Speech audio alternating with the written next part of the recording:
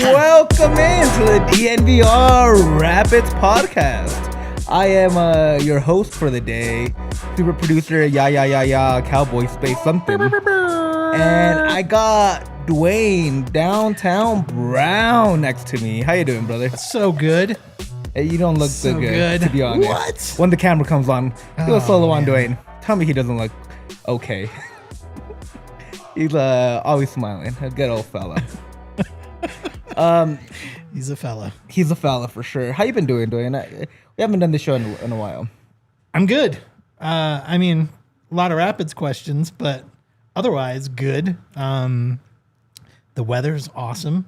Weather's perfect. All of the sports are about to happen. We're about to be in like one of the most fun times of the year sports-wise. By the end of October, it feels like too much. It really does. November, October feels like a little too much. I'm glad you're okay, man, but you're not doing as good as DNVR. I'm telling you right now. Because we have the new supporters club that you can join where you get specialized emojis, exclusive content, and a bunch of cool stuff. And you just get to support us. There's 2 levels to it. It's the supporters club, the supporters level, and then the Hall of Fame. And with the Hall of Fame, you get even more exclusive content, more things that you can do with us. So if you have the chance, go and join. It's going to be so much fun. And just if you can drop those cool emojis in the chat of any of our shows, and it shows that you are a member and that you're supporting the club all the way through. Look how cool they are. We're in the works of trying to get some Rapids ones in there as well. It's going to be rotating, so don't expect to I think do there a little might bit be more. a badge already in there. Is there a Rapids badge? Dope. Is it up to Pids? I haven't seen them all. I think it's just the logo, the club badge for now. Fire. That's gas. I've seen it. I don't know if it's active yet. So cool. That's only one way to find out. That's to join up. Kevin in the comments, I don't like seeing Yahir on the right. It makes me uncomfortable. That's just because I'm right all the time at this point, Kevin. After predicting the Rapids 3-0 loss against the LA Galaxy, I deserve to be on the right because I'm the right guy for this job. Except for the SKC prediction. I knew they were going to lose, but I was trying to get some brownie points with the people. I was trying to do some good things for them, and they all hated me for it, and it's fine. Speaking of that loss against LA Galaxy, what a horrible way to spend a Saturday night for a Rapid player and a Rapid fan, and for America. And for America. Well, for American soccer. No, America. Let's not forget, we're ruining soccer. We're ruining America. Literally. Dumb takes. The World Cup will not happen because of the Rapids at this point. But what were your thoughts going into that Galaxy? They were coming off two good wins back to back. You're like, oh, they can. You were so high. You're like, you're crazy. How are they going to lose 3-0 to the worst team, resting its starters? It's impossible. It's not going to happen. Impossible. It's impossible. So impossible. A new word was just going. It has to be created. So tell me, how did that loss actually feel? Like at the surface level, just what was going through your mind? I mean, just it was a crap game. It was. Earmuffs. Earmuffs. I used the word crap. It's just. I mean, it's a bad game. This is you're playing against a squad that's at the bottom of the table. We all knew before that show, we talked about it, that Dre was like, no, and Dre is like a Bet365 wizard. I should listen to Dre more. He's a fiend. He really gets it. He said, no, like this is when things go bad. And I'm like, they're not even going to use their starters. They're going to use bench players because they're all in. The only thing they have is Leagues Cup. And so, to me, it was just like, it was a done deal before the game even started. We're playing a bottom of the table club that's really been struggling this year because of injuries and things. And then a team that's also focused on a completely different competition, and that's not going to be using their heaviest hitters. It just seemed like we'd be able to go in there and get 3 points that we need to kind of just go ahead and lock us into the playoffs. And then the wheels fell off. I was shocked watching that game. it was just shocking. You know me. I usually pick games like tongue in cheek, Sure. and it's more of it's a bit, and I'm anti-cursing the Rapids for the most part. But watching that game, I was even shocked. I didn't think the Rapids were actually going to play that poorly. I thought they actually had a chance to go in there and get a gritty win. I didn't think it was ever going to be a blowout. I always thought if they went in there, it was going to be like a 1-0 win, a 2-1 win, or even a draw. I didn't expect them to get blown out. And especially with their starters on the bench for the LA Galaxy, it's such a crazy kind of thing to look back at. And you start to wonder, you did get a lot more talent on this team. You went to go get a Paxten Aaronson, which made his debut, almost scored, hit the post, the most rapid way to make a debut. Sure. It just felt like the team has been lacking a lot of confidence. Even after those 2 wins, there's still some stink on them, and not in a mean way, but like there's something about them that just doesn't feel right at this point.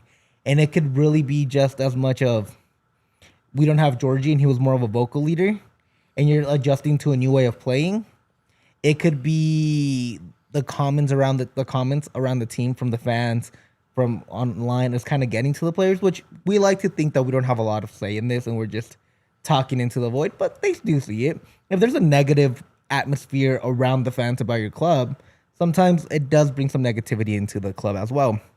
So I do wonder if it's not as much of a talent issue as much as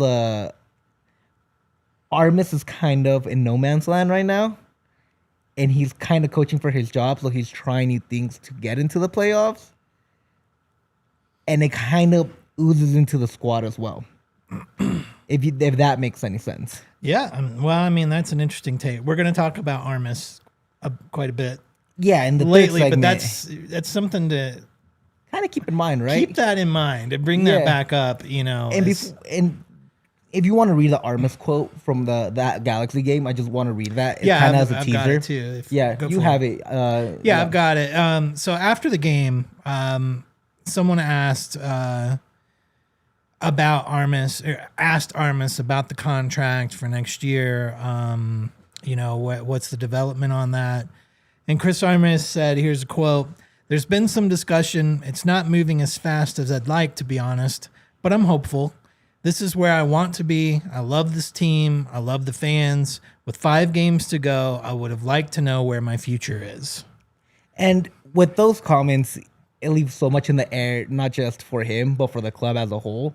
Do they go into another head coaching search? And we'll get into it deeper in the third segment. But it's pretty direct, which is one of the things I love about Armas. Like, he doesn't mince words. He says a lot of like happy things because that's part of his mentality. He's a people person. He's a players guy, players coach.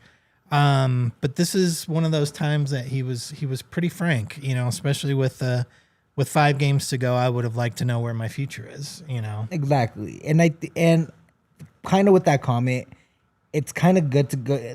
I think that's a good place to kind of head into this week's game, this last week's game, because he wants to know where his future's at this club. And I don't think he helped his case very much with this SKC game. How so? Was it bad? Well, I wouldn't say it was bad. I think it was a shit show. I think it was horrible. I think it's actually one of the worst games that I've ever watched, and I want to tear my eyes out. But I wouldn't call it bad. You know what I mean? I would call it worse than bad. But it was a really bad game. The second half. The first half was fine. Not so bad. It was fine. I'll say it's fine. It was pretty nice in the first half. Whatever. They still lost. The first half doesn't matter. Felt good going into halftime. Oh, yeah, it felt great, Especially with Captain Keegan. Can we talk about that a little bit, too? Keegan not getting as many starts. Why?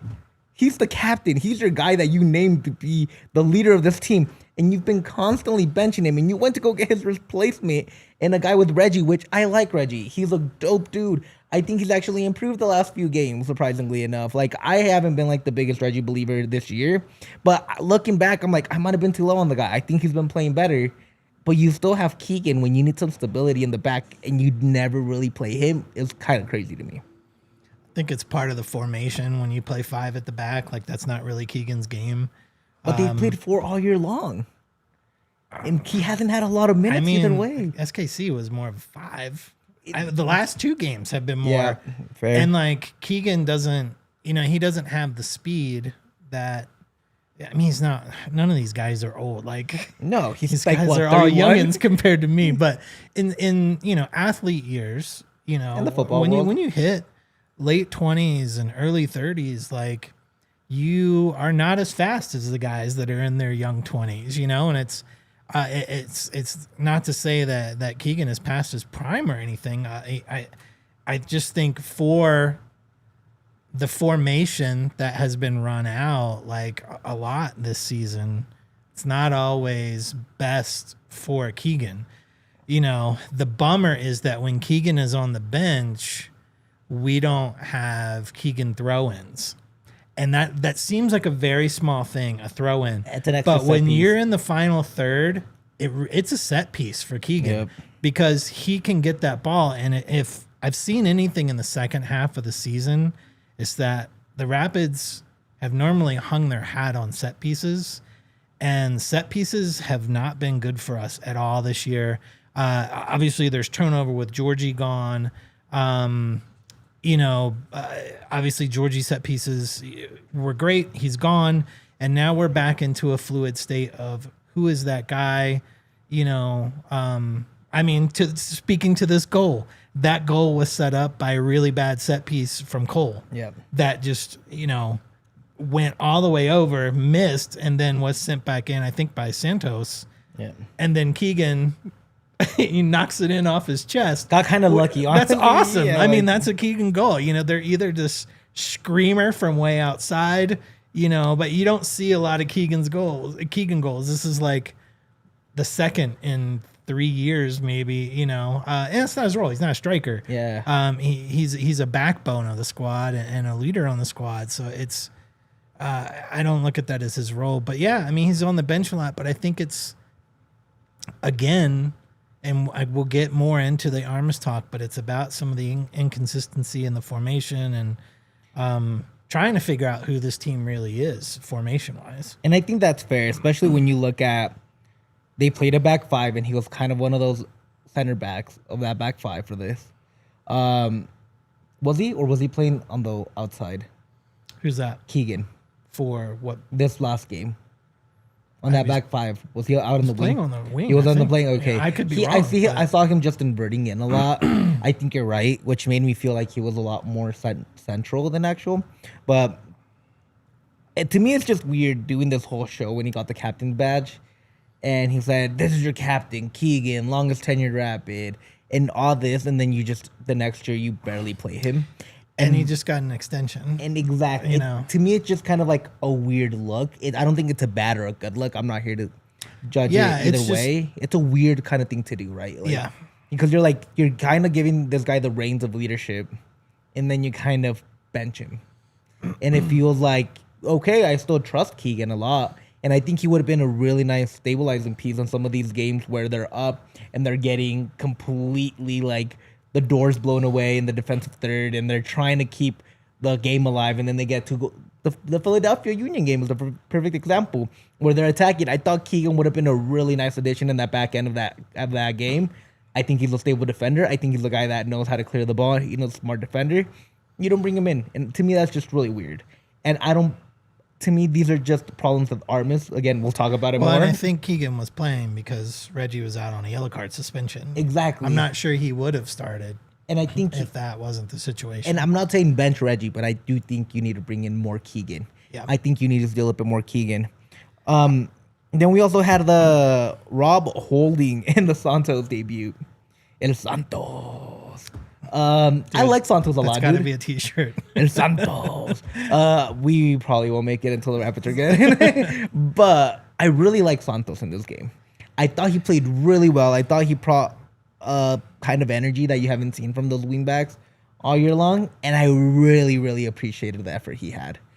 I know you didn't get to see the full game. Yep. But I bet you heard a lot of good things online from him, right? I really thought that he got a lot of the attention from both just the kind of talk about the game, but also just within the fan base. You know, when you look at Rapids Twitter, love it or hate it, you can kind of get the pulse of how people are feeling, and some really good talk about Santos in the game he was playing. I thought he was showing flashes of a good signing, like, okay, like this is kind of what we need. If you ignore the second half of the game and look at the first half, it's like, all right, this is where all of these pieces that are coming in, this is going to be one of those bright spots that we can build around. He was looking pretty good. He was looking great. And then the other debut in was Rob Holding. And to be fair, I think the whole defense was bad as a whole. I don't think it's just on him. You had a sequence where you had Shallowy, the guy that should have been a Rapid. Like, in my opinion, the guy the Rapid should have targeted. And I think he would have been way cheaper. I think on the winger side, literally dribbled through the whole defense and scored this banger of a goal from the corner. And I don't think that's on Rob Holding himself. I think the whole defense was just really bad. And they left Stefan out to dry. I got cucked for posting that he was a brick wall, and then they conceded 3 goals. You know what, guys? Brick walls are not always constructed correctly. He did what he could. Like, I thought that Sack and did as much as he could to help out that defense, but I just think the defense that included Rob Holding was just Swiss cheese, as somebody pointed out in our comment section on the Rapids Twitter account. But a couple more things. Paxton's impact. I thought Paxten played really well. I really liked the leadership and the defensive prowess that he showed. But again, I think that's kind of part of the issue, him playing defense. And you brought it up multiple times with Rafa, and I think it comes back to Paxten. But I think that's what they want him for, you know, is not defense as far as like having to run all the way back, which, we see a lot with Hoffa and, a lot of forwards having to get back, but a very high defense and a high press system. So get aggressive, take the ball away while it's still in the final third and keep pushing the ball, I think is the kind of D that they're looking for. I think he's looked really good. I mean, he's probably better for Armas' system too. Yeah, but his work on the ball and his dribbling is good. I mean, he missed a goal where a defender showed up out of nowhere, which should have been an empty goal, easy goal that didn't happen. Then there was the one off the post before that. But getting to that one that we thought was an empty netter, I mean, he was cooking down the side. I mean, just he's fun to watch. The Rapids are fun with him on the field. They really are. And speaking of cooking, we got Hoffa. And Tiff, if you want to bring up that graphic for Hoffa, take your time. I kind of cued you last minute. He's right around the corner of breaking the Rapid single season record for scoring once again. It's gonna be close. And this is the third time we've done this in the inception of the Rapids. Right? Yeah. And it's like he's right around the corner. He has 5 goals to break it, right? 4 to tie it. He's at about a 0.75 per game goal scoring right now, I think, something like that. I have like text or like floating in that graphic. No, that's part of it. I was like, oh man, I need to fix that. His scoring it's probably he needs 5 to break. Yeah, he needs 5 goals to break in 4 games. The Rapids single season record. He's got 5 games left. 5 games. He needs a goal a game. Okay, 5 games left, and he needs a goal a game. Or maybe, dang it, now I need to look it up. I thought we had 5 still. Well, you mentioned 5 with Armas, and then I didn't know if that was. I'm pretty sure there's 5 games left. That was just making sure. I am being an asshole. This is what I do: is I overthink. Yeah, if we've got 5 games. Okay, 5. So he needs a goal a game. Do you think he gets it? Do you think he ties it like Rubio? Do we get the Rubio last minute goal? The 4. If you'd asked me 2 games ago, I was like, "This is in the bag." That's when I brought the graphic back. Yeah. This is done. What I am nervous about is I think the way that he gets this is from a PK or 2. He should have had a PK. And I'm not as confident with him right now taking PKs. There's a reason Georgie took them all. Yeah, and so Rafa's not great on the PK lately. So it's, and I do think it's dependent on one or two PKs. This is not a high scoring team. You know, though we are close to the record, it's only 12 goals. Yeah. And there's been a whole bunch of games, and this is from our striker. There's only been 12. That's not a knock on Rafa by any means. It's just it's a realistic view of the Colorado Rapids offense, which is not a high scoring, which is part of the problem we'll talk about, you know, when we look at, you know, playoff futures and stuff. But it's just not a high scoring offense. So, man, it's going to have to be like some craziness that's happening. And I think there's going to be one or two penalties that Rafa's going to have to take, and he's going to have to actually nail them. And then you're down to 3 goals. Do I think 3 goals in run of play can happen in 5 for Rafa Navarro? Sure, absolutely. So we'll see. It also depends on, do they let Rafa take the PKs anymore? You know, if you're Chris Armas, you know, and you look at it, do you look at him and go, man, I'd really like this guy to have the record. Let's let him take it. Or do you look at the recent run and say, maybe we need to make sure we win the game and bring somebody who I'm a little more confident in for these PKs? Yeah, and I think there's all going to be super dependent on how he's at PKs, but also I think on Paxten. I think what Paxten does for him, I think it's also super dependent on Yappy. I think they've had a really good connection up top, and I think it's time for Yappy to return the favor to Rafa and get him some assists the other way too. Rafa's been great at setting up Yappy on the run of play. If he's gonna break this, it's gonna have to be like the next 2 games, in my opinion, where he kind of goes off, because the Rapids are gonna need it, and we'll get that into our next segment. But I think it's pretty close to. He's been on fire lately. He's been at a different level. For sure. So I think it's a possibility. I think the momentum is there. Before we move off of this game, the last part, I was listening to Holding the High Line, our fellows over there, and Mark had mentioned on Holding the High Line, go check it out. That's Rabbi, by the way. Rabbi, yeah. Something that he said, quote unquote, skeeves me out. And that was that the DNVR guys, me, Yahya, and Dre all predicted a win. And Mark had said, whenever that happens, we're going to lose. There's no way we're going to win when they say we're going to win, meaning when all 3 of us pick. You know, and Mark said it with such certainty. And I typically believe Mark when he says things. So I was like, oh, man, that might be true. I'm going to go check it out because I have all the graphics. So I went back and I wanted to fact check this because I know this is the biggest news of your day. The 3 of us have picked the Rapids to win, all 3 of us, 4 times this season. So not too many. And these were the results. On February 22nd, we played St. Louis. That was the opener. That was a 0-0 draw. Okay. Then on March 29th, we played Charlotte. All 3 of us also predicted a win, and that was a 2-0 Rapids win.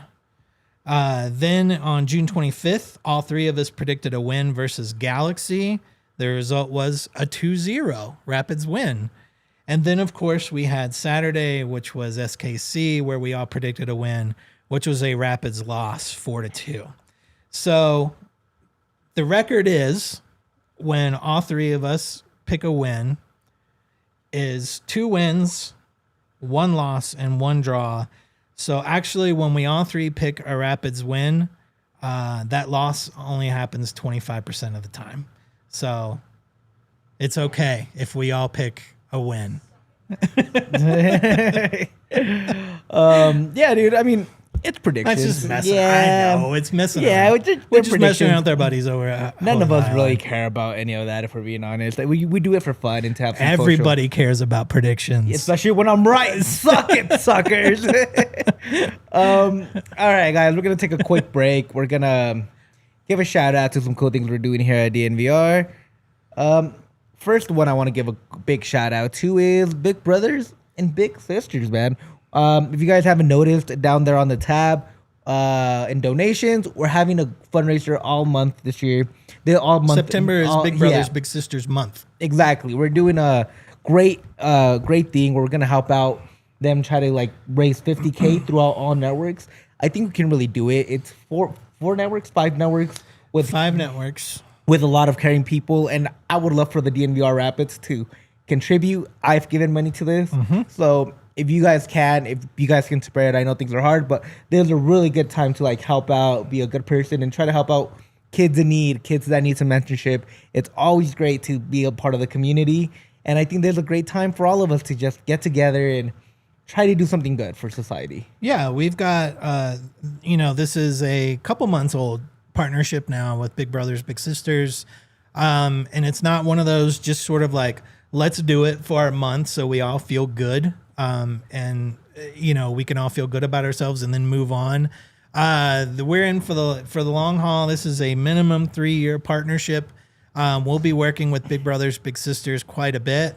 We've got folks from several of our markets, of our 5 cities, that have signed up and are going through the process to be bigs. If you're not a big, you have other opportunities to help, whether it's donating instead of doing a super chat. You can click on the donate button. If you're thinking about being a big, go to bebignow.org. That'll take you straight to the website and help you get set up, and you can take all this free time that you have and give it back to kids, whether that means playing some soccer or playing Uno or whatever, just hanging out, and just having some time with the youth, with the kids, man. Everybody needs somebody to look up to. Anybody can be a big. It's a great time to give back. The world is a weird place right now. There's no better way to combat that than helping out. And, be the light that you want to see in the world. Yeah, it's a good way to be a light, honestly. And then I want to give another shout out to us in some weird, odd way. That if you guys want to hang out with us, I think it's we have tailgates happening right now. I know you guys are all football people, but if you're also a football person, I think you can go see the Broncos and Buffs tailgates. So I think it's if you guys want to come hang out, I'll be at every Broncos tailgate this year. I know we'll have a lot of cool people at Buffs tailgates. It's a great time to kind of meet a lot of us and kind of hang out. We also have a huge DNVR contingency there, so it's always great to kind of be there, hang out. It's a great time. All you can eat, all you can drink for a pretty good price right outside the stadium. If you're going to any of those games, it's pretty much a gimme. It's a has to stop. If you want to take some pictures, we have a great view of the stadium in downtown. We have the live pregame show for the Broncos every Sunday there. So if you guys are in the mood of doing anything, that's a good place to do it. And come down to the DNVR bar as well to watch some of these Rapids games, watch some of these Broncos games. We have a great lunch menu right now with free Wi-Fi as well. So if you guys need to work or are in the area, I need to get some stuff done. Yeah, we're open for lunch now, and it's great deals, honestly. Yeah, it's pretty good. I think it's like $13 or under. At most it's 13. Yeah, like. So if you're around, you need to stop in for lunch. We're open for lunch. Would you rather have a Big Mac that's gonna give you diarrhea in the next 30 minutes? Yikes. Or great food that's gonna just fill your soul and fill your I'm not choosing diarrhea. No, never. You should choose diarrhea. Just saying. I think the DNVR lunchtime is the best place to be, and that's to knock down our competitors 100%. You come at me, McDonald's, with your $1 billion. This has really gone weird. Oh yeah, dude. Shivved. One of our CHGO, one of the guys in Chicago saw that we were doing that, and he couldn't believe how cheap it was. Yeah, he just said, I would shift somebody for those prices, which is a great endorsement. All right. But also don't do that. We're doing it. Who are we to tell you? Just buy some lunch. Yeah, we're not liable for this. We're a podcast. You can't tell me I did tell you to do it. It was a joke from our end. If you do it, it's your fault. All right, guys. Hey, guess what? What? Do you know what tomorrow is, according to the chat? The 1st of September. No, that happened 3 days ago. Yeah. That was already happened. It's Kevin and Becky's 4-year anniversary. Shout out, Kevin and Becky. Long-time supporter, Kevin and Becky. I want to say the Trujillos, but I don't know if Becky took his last name, so I'm just going to say Kevin and Becky. It's probably Trio. Yeah. I mean, feminism. If she doesn't want to take his last name, she didn't have to. Yeah. I'm not the only hoe in the chat. Becky's a strong woman. Like, she didn't need to put up with that. She don't need no Kevin in her life. Congrats, guys. Yeah. I'm joking, Becky. You need some Kevin in your life. It's good to have some Kevin in your life. All right. Well, now we're gonna look at playoff time, and I think a good way to look at this is the paddle of panic. Oh my goodness, that's a panicking paddle right there if I've ever seen one. So we're gonna look at this paddle and give our. No, Tiff is doing everything she can. I'm a producer. I know how much of a shit show that is. So I get it. She does a great job. Guys, if you guys judge her, I will judge you back. Telling you this right now. So we're going to look at this paddle. We're each going to kind of give our score. In the chat, how panicked are you? 1 being not panicked at all. 6 being... Go through them real quick for us. Freak. What is each one? 1, this is no panic. This is a thumbs up, bright white smile from Rapid Man. Yep. Life is good. 2, missing scoreboard pixels. Hey man, we're just used to it. We don't, not crazy about it, but it is what it is. 3, tailgate runs out of dev dogs. This is starting to get into a little bit of panic here. It's not as scary I've as running out of devs. before running out of dev dogs. I'd rather run out of dev dogs than run out of dev. Well, if we run out of dev, the world is done. It's a better place with dev in it. He is the linchpin that keeps us all together. That's true. 4, we start to get into the panic level. Hoffa steps up to the spot to take the PK. 5, second half at SKC, getting some pretty heavy panic. And number 6, the highest level of panic would be equivalent to Paxten getting traded to Toronto FC. And this is all based on the standings right now. Tiff, do you have that graphic as well?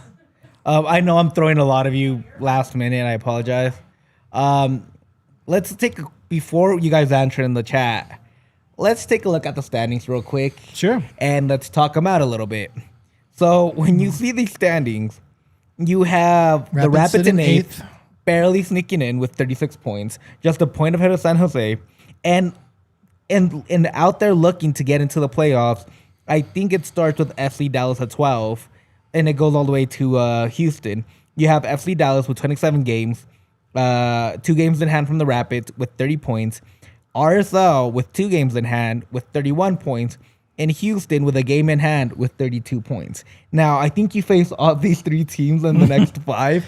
Yes. So you have 3 games that are practically worth 6 points. Sure. Because if they win one of those games, you lost 3 points and they gained 3 points. That's right. So you got to be super on edge in the next time you face any of these dudes. And it's like all of them have improved. And just to make things worse, they have games on hand on you. Yeah. So the Rapids are not in the best spot right now. San Jose has improved quite a bit the last couple of games, but they're in the exact same spot as the Rapids. They have a better goal differential, which is crazy because they've allowed 51 goals, but they've also scored 53, which is insane. That's crazy, right? Like, well, I mean, we'll get into it, but I think that's kind of was part of the plan with the Rapids. Being not negative, giving up 51 goals, but scoring a bunch so you don't have to worry about when the press breaks down an occasional counterattack going through. But and to be fair, the Rapids have 38 goals scored in 48 again, so they're at a negative 10 goal differential. Yeah. So right now the Rapids are in do or die mode. Sure. They got to win a lot of games, and I think there's a real possibility that it becomes a dogfight at the end. Those 2 games in hand for RSL and FC Dallas are really hard to palate. Like, I think that's super hard. Plus Houston having that game in hand. Plus you face all 3 teams, and you have a history of playing down to your competition. It's how panicked are you doing from 1 to 6? out of a 1 to 6, I'll put myself at a 4. And the reason I say a 4 is because I think the main trouble that the Rapids have to look out for is Houston. We'll get into this when we talk about the Rapids are off this week, so we're going to talk about which games to watch that affect the Rapids most at the end of the show. Houston is going to be one of those, and I think, and we'll talk more about kind of their setup and what they're playing for. But Houston is there with a game in hand. Plus, they have a game this weekend, and then their next game is here in Colorado versus the Rapids. Big things happen for Houston if they win both of those games. Big things happen for the Rapids if the Rapids lose against Houston. So that's what makes me a little nervous. I'm not too worried about a 5-point loss and a 5-point gain, 5-point loss by us and a 5-point gain by RSL. Not saying it can't happen, but it's just, it would have to be a disaster of the last 5 games, I think, for those two teams to flip-flop. So I really do think Houston is the biggest scare on that, and that's what gives me panic. But if the Rapids come through the last 5 games with a couple of points, which I think is very doable, I do think they'll skate in, whether that's at 8 or 9, I don't know. But a lot of things have to happen, both with the Rapids and the teams that they're about to play, for the Rapids to miss out. I'm not saying they can't miss out on the playoffs. Obviously they can. But I would say it's probably more likely currently that they get into the playoffs versus not. But that fear after the last 2 games is still there. So that's what still moves me up to the 4. The one thing is that I don't think the Rapids make the playoffs. And what are you at? I'm at a 6. I'm like you're at a 6. Like, I think they don't make the playoffs. I am panicking for this team right now. The last 2 games have been horrid, and they've been against horrible teams. And you've completely bent the knee to them. Like, there's been no fight back, basically. Sure. I feel them more comfortable winning that Minnesota LAFC game than I do them winning the FC Dallas, Houston, or Real Salt Lake games at the end of the calendar. I don't see. I know you say that RSL and Dallas might be a lesser chance. Those 2 game in hands just kind of give me, because if they both win out, if they basically both win out, they have the same points, or especially RSL. If they both win out, they have the same amount of points, which they both can win out either way because they face each other. So, like, those 2 games are so big. And at the end of the day, those 2 games are just big for both teams. Like, those 2 games in hand, it just makes it so difficult for you to calculate where you're really at. And I think those are 6 points that the other team can have a chance to gain that you no longer have. You're kind of done. Like, if they just are able to beat you and then they win their next 2-3 games, plus the 2 games they have in hand, like, you're just kind of screwed. Like, that's why you got to take care of business. There's no way for you to recover from that. And I think that's the really hard part for me to look at this. And that's why I'm panicking. Houston having that 1 game in hand, if they beat the Rapids and they win their next extra game, and then they both win the rest of their games, it's literally, they beat them. They have more points, and you can't gain that back. I think San Jose is at 35 points is also at risk of losing that spot. But having 6 points difference between 5 teams, what is it? Yeah, 5 teams from 8 to 12, and then the teams 10 through 12 having games in hand over you, it's so difficult. It's a tough spot to be with 5 games left. And that puts the fear of God in me for Rapids, because I don't think they have the grit to get through it. You've seen it all year long that they collapse at the worst moments. And you know what? This is the worst moment to collapse, and it feels like it's coming. It feels like the ivory tower is finally going to crash. And it feels like it's not going to get close. They're not going to be close. It feels like the perfect ending for a dysfunctional season. I think the thing for the second half has been chaos and inconsistency with this club. So I mean, all of that makes sense. I think the most rapidy thing to do, 2025 rapidy thing to do, would be to get blown out versus Houston and Dallas, because these are two teams that aren't very good. And then beat Minnesota, which is a very, very good team. The Rapids somehow seem to play well against Minnesota. Beat Real Salt Lake, and then beat LAFC at the end. Like, go on like a crazy 3-game run at the end, because it just wouldn't make any sense after losing 4 games to bad teams. That seems like a very Rapids thing to do. However, if there's anybody that scores goals in the state of Texas, it's Rafa Navarro. And we play at FC Dallas 2 games from now, and that could, maybe that's the two goal game that he needs to get close to the record. But you know, there's something there as well about some Rafa magic. So I'm curious about that Dallas game out of these, and obviously, like, I would give all of these games as long as we beat Real Salt Lake. To me, Real Salt Lake doesn't mean anything anymore to me, and it sounds stupid, but watching, and I used to be such a like, yeah, you got to do it, but it feels like a consolation prize in a year where you don't deserve one. And so, I'm always down for being RSL, but it just feels so bad. You know? I'm not saying that Rafa would break the scoring record and still not make the playoffs. It's possible. I mean, it's possible. You score 1 a game and the other team scores 4 like they just did against you. Yeah. You lose, and he breaks the record. I mean, that would be the rapidy thing to happen for this year. It's just been like a chaos-filled season. So you think the Rapids make the playoffs then? I do. You do? I think they don't. I'm going to put words in Dre's mouth, and I'm going to say that he does too. He thinks they make the playoffs. From the conversations we've had, I think he's pretty much between the both of us. He's in on the playoffs. Yeah. And I think that's Dre's brain works at a mathematical level. Yeah. And this is like, you know, why he does the bet show here at DNVR, is that he looks at odds and he really gets it. So I do think that he would say that they make the playoffs. I think he would also say it will be close, though. I think he would also be very level-headed and said that he wouldn't be shocked if they don't, but he also does believe they'll get it done.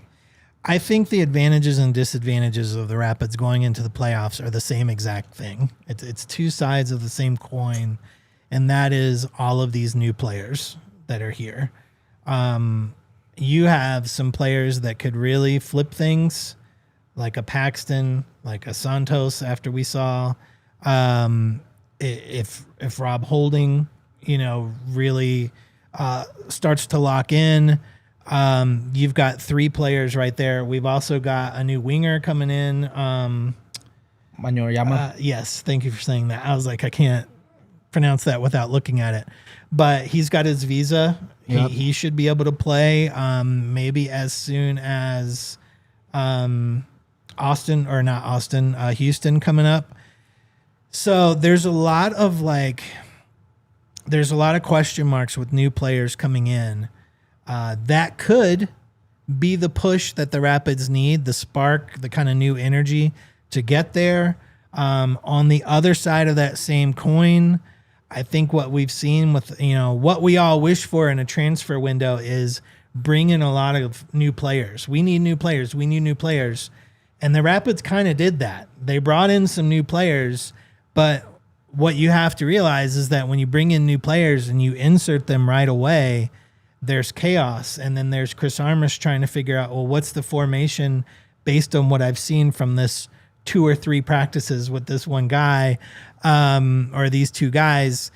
And now you start to have inconsistency in the formation, inconsistency in the lineup, and you start to get some of that weirdness that we've seen the last couple of games.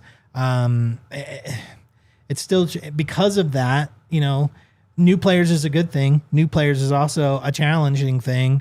And then you get the question of like, who is this current Rapids team?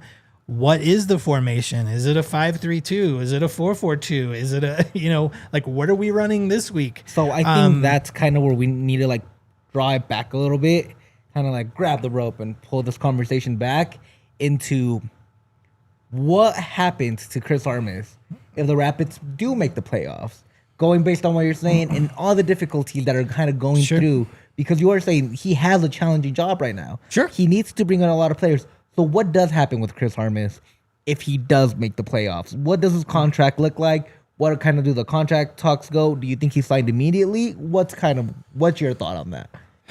Now tell me, Duane, what's your thought on that? Let me share with you my thoughts on this, Yahir, and thank you for asking, sir. We're so fancy. Football. Footy. Anyway. Damn you, English. So a lot of the messaging that we've heard from the front office this summer is that they seem to be high on bringing Armas back. Mm-hmm. If this team continues its slide after losing 2 games against beatable teams, and they continue to do that, it's hard for a front office. I would say it's hard for a front office to bring that guy back. No, but I'm saying, what if they win though? What if they win? Let's say if they make the playoffs. Let's start with that. Related to that, if that does not happen and they do win, it's going to be hard to justify not bringing him back. Mm-hmm. So somebody in the comments, I don't know if it was Cole Bassett's left foot or something earlier, had said if they win the playoffs, it's a 1 year extension. If they make the playoffs, they get a 2-year extension. Yeah, I can't remember what it was, but I thought it was a good. Yeah, there you go. Idea. That one. Here we go. So if the Rapids don't make the playoffs, Armas gets a 1-year deal. If the Rapids do make the playoffs, Armas gets a 2-year deal. Mm-hmm. Man, that seems very Rapids. That seems like a comment coming from someone who watches the Rapids and knows the club. It's been around a while. Yeah, so I think that's an option that seems very feasible. I mean, up until now, Armas's entire tenure has been above the playoff line, save for less than 3 weeks. Yeah, and that was early good. season. That's pretty good. So there's a lot of positivity there. He's done some great work with the kids, with the younger players.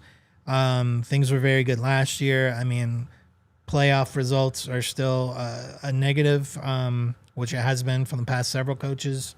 Past almost a decade. Yeah, I've seen, when you look at the last 4 coaches, so we're talking Armas, Fraser,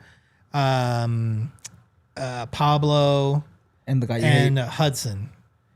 The other 3 have gotten way longer leashes with some just absolute abysmal coaching and results from the Rapids before getting cut than Armas has done.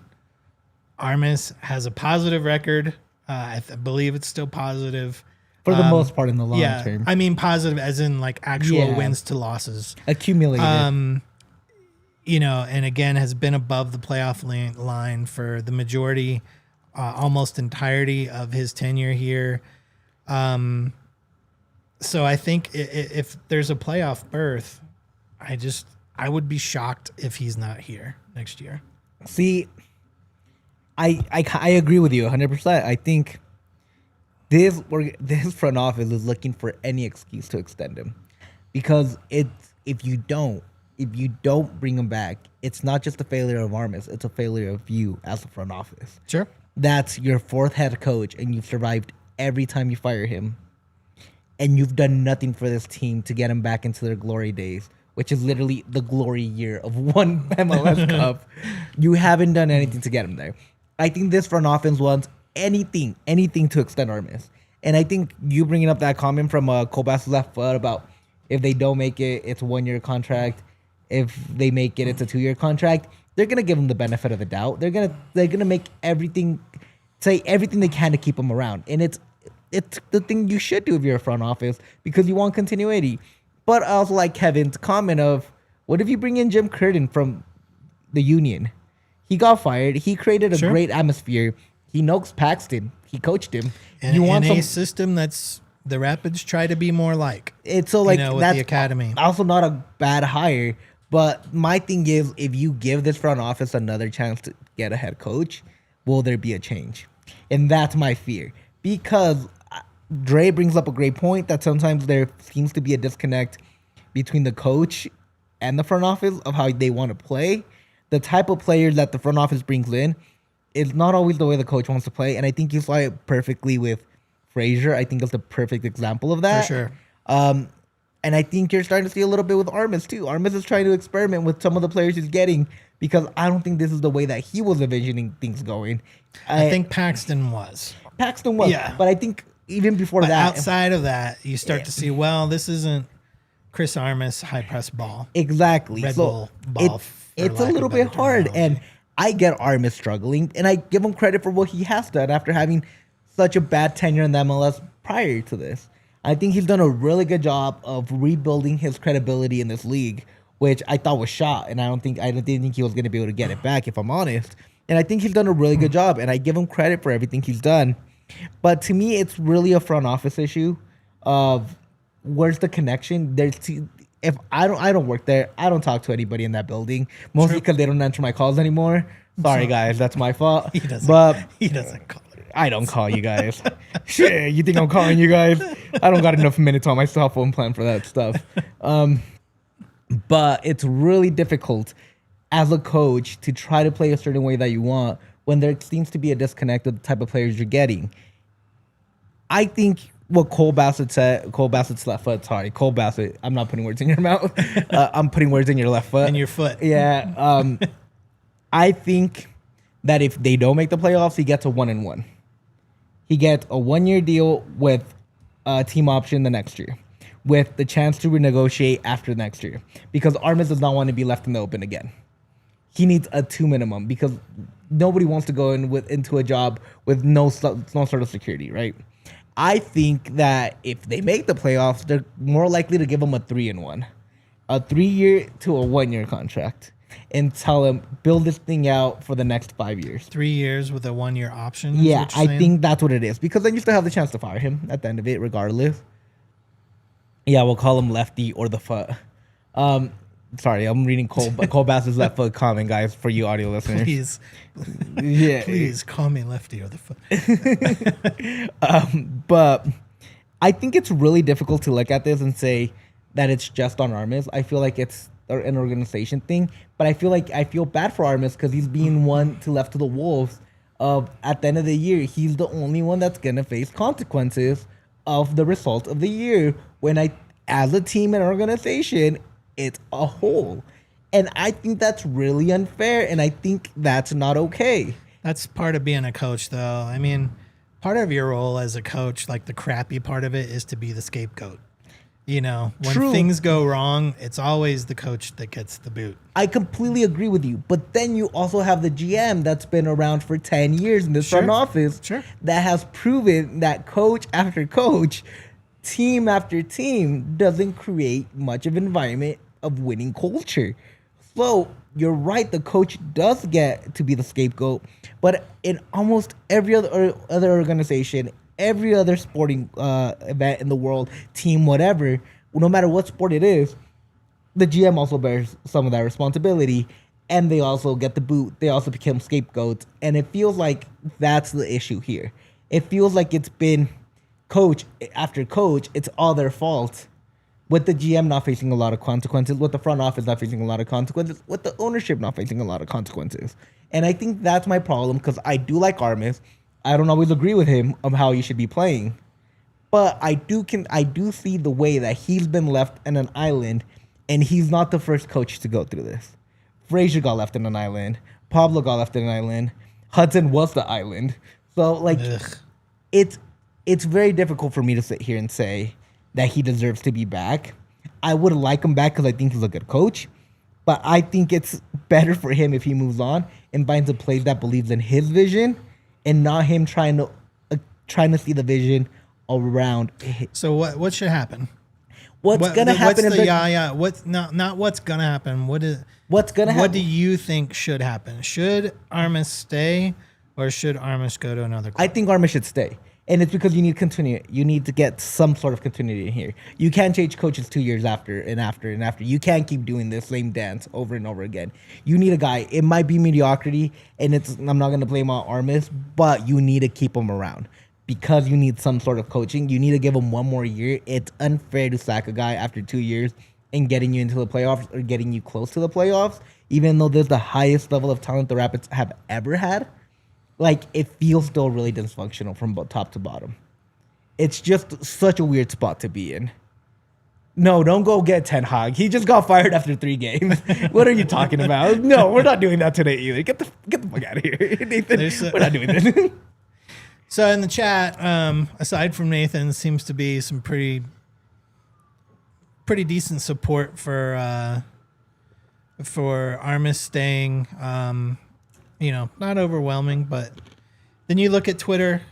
We have someone that responds to every game post that we do with "Fire Armas." Is Armas coaching for his job while the Rapids are like winning 3-1? I'm just like, there's always dudes out there who are just like, everybody who likes the Rapids hates Armas. It just these insane comments of this is how everyone feels. Well, I mean, you look in the chat, clearly not everybody feels the same way. We'll see. I really think the playoffs in these last 5 games, this is a time where I will actually agree with the person who always responds to every game time tweet is Armas coaching for his job. And it's not really what he's asking. He's really saying, I hate Armas and I want him to be gone. But this is the one time where I will agree. Answer the question. Yes, Chris Armas is coaching for his job right now. Yeah. These last 5 games mean a lot for his tenure in Colorado to continue. If we go get Jose Mourinho like lefty or the foot in the comments, it's saying Jose Mourinho would be extremely toxic, but entertaining as hell. And I will take that any day of the week. Love Armas. You want to be an assistant coach? Be the rah-rah guy under Jose Mourinho? Like, cool. Like, I think that's a hire that just means they're trying something different, which I'm all for. But I don't see him in the front office getting along because Jose Mourinho requires a lot of attention and a lot of specific. And that's not the Kroenke way. It's not. That's not going to happen. So, again, it would be fun. I don't think it'll be happening. It is an exciting time for the Rapids. Real quick. Do we want to go a little bit long to cover these last two things? Well, not the last two things. We'll go a little long today for you. Let's just do the score watching, and then we'll leave the Suarez to me. It's like, dude's an asshole. I know he bit 2 dudes at a World Cup event. Like, what did you expect? But I think you just covered it. Literally, like, dude's an asshole. Like, what do you expect? The MLS are a bunch of wimps. We all think Suarez should be put in a cage. I think he should be suspended for the rest of the season. He's an animal. He literally bit multiple people. Yeah. We're going into overtime. If you guys are watching on us on TV, follow us on our website, thednvr.com. We are live there. Still live on YouTube. You're not supposed to mention that. Oh, well, I just did. Yep, we're fired. All right, guys, this is the last ever Rapid show. All right, so real quick, Suarez. You have a great quote for Tom and a couple of things, and I want to actually get to that because once you mentioned it, I remember that you did a little bit of research, and I liked it quite a bit. Is that what we're doing? Yeah, go ahead. Go ahead. So we're going into the Miami thing now. Yeah, we're going to the Miami thing, and then we'll do score watching this quick either way. Unless you live in a cave, you've seen the Miami-Seattle scuffle after Miami got whooped in the Leagues Cup final, which I love. All of this attention that Miami gets, regardless if they're good or not, just really grinds my gears. I'm so over it. I do love that the Ronaldo fans, like the Cristiano Ronaldo fans, are like, is this the key to stopping Messi? No! Messi really does not give a shit about this. It's not a Messi thing. I love watching Messi I know play it's soccer. not, but it's just so funny. I got no ill will towards Lionel Messi. It's just the way MLS and Apple handle it, as if Messi is the only thing happening in MLS, and there's amazing soccer that's happening across the league. So anyway, congratulations to Seattle, one of the OGs in American soccer, making it happen, and we're thankful for it. Anyway, after the game, unless you just haven't been paying attention, Suarez spit on the face of one of the staff. It wasn't the coach. It was one of the staff. He hawked to a spit on that thing all over a coach. Spit on that face of one of the Seattle staff. And so the conversation is, will he be suspended from MLS? And the original talk was, the original messaging that we were getting was, well, it's a League Cup thing. It's outside of MLS, so they're two different things, so it's not going to impact his MLS. However, from Tom Bogert on Twitter, he posted this, and it's important to know this. In the past, MLS has issued additional suspensions from other competitions. 2 examples he gives. Real Salt Lake head coach Mike Petke received an extra 3-game suspension in MLS for a Leagues Cup outburst at a referee. The other one was not Leagues Cup, but it was a U.S. Open Cup game where Clint Dipsey was given a 3-game suspension in his MLS, with his MLS play for ripping up a referee's notebook, which is legendary. But still, ripping up a notebook and having an outburst at a referee are so far below the egregious nature of spitting in someone's face that a suspension in MLS play for Suarez should be a given. There shouldn't even be a discussion about this. Like, for way less, people have been given 3-game suspensions, and this is a game that everyone's watching because it's Leagues Cup. It's a final, and it's all of MLS and all of Apple pushing Messi, Miami, to make sure, that everyone is watching this game so they can keep pushing that narrative of Miami is all that exists in MLS. And then one of those players spits in the face of one of the opponent's staffers, after you just put all of that time getting people to tune in and watch that circus. It should be a no-brainer. This is such an obvious answer. He should be suspended the rest of the season, and it should be the easiest decision MLS has ever made. And it's not going to happen. They're going to suspend him for like a game and then be like, you're back. They're going to call it something super simple. It's just the way it works. It's stupid. I hate it. You're right. But what can we do about it? Nothing. We're the little guy in this, and we have no say, and it's a stupid sports league. All right, real quick before we head out of here. St. Louis and Dallas this weekend. You're rooting for St. Louis as much as that suck. It shivers me timbers that I have to cheer for that ugly team. But it's the team that you got to cheer for, unfortunately. Other big game that you got to look out for, it's the Houston Dynamo against the very powerful LA Galaxy. Again, it does not sit well with me that you got to cheer for an LA team, but if you want to make the playoffs, that's the way it happens. Those are the only 2 teams, the only 2 games you really got to look out for. This is the game in hand that Houston has on the Rapids. So if they win this, you don't want them to get 3 points from that and then only be 1 point behind the Rapids. That's the hardest part, and it's probably going to happen, honestly. They're both facing below the playoff line. There's 2 games happening that, if you're interested in how which games affect the Rapids, are teams playing 2 teams that the Rapids just lost to that are bad teams. And it's super hard. Will they also lose to bad teams, or will they do what is probably natural in the natural world of beating teams that are worse than you? Yep. One is what you just mentioned, Houston versus Galaxy. The other one is Austin versus SKC. Well, so Austin is above. Austin sits above. But the reason I bring this up is that Austin plays against SKC and then Dallas. Those are two very beatable teams. If Austin just takes care of business against two worse teams, that will lock the Rapids out of moving above that play-in wild card line. Yeah. That keeps them in the 8th or 9th, and it's just you need to just only think about the Rapids in the 8th or 9th. Like, you don't even need to worry about that anymore because it's not going to happen. My thing is, I think they have no shot of moving up anyways. Probably like, not. So that's why I'm like, I only worry about the ones below. But that win, but Austin win, like, then you really don't have to worry about it. Yeah, I think the big ones this weekend are FC Dallas and Houston. I think those are the two that you gotta wish. And San Jose versus LAFC. I mean, San Jose and Houston. My bad. Those are the two. Dallas doesn't play this weekend. Those are the two teams that those two games you gotta keep an eye on.